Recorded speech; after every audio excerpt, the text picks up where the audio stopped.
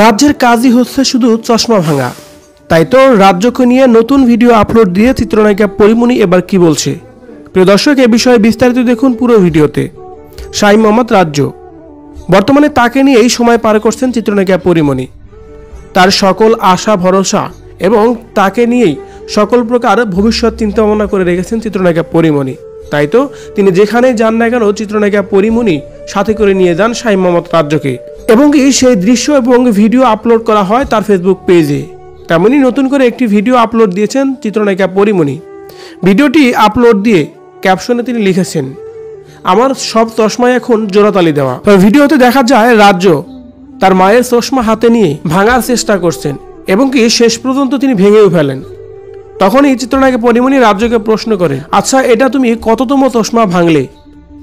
রাজ্য তখন কথা বলার চেষ্টা করলেও কিছু বুঝাতে পারেনি। তবে তার এই নতুন ভিডিওতে শাহীন মোহাম্মদ রাজ্যকে দেখতে অসাধারণ লাগছে, অনেক বেশি প্রশংসা পেয়েছে ভক্তবৃন্দদের।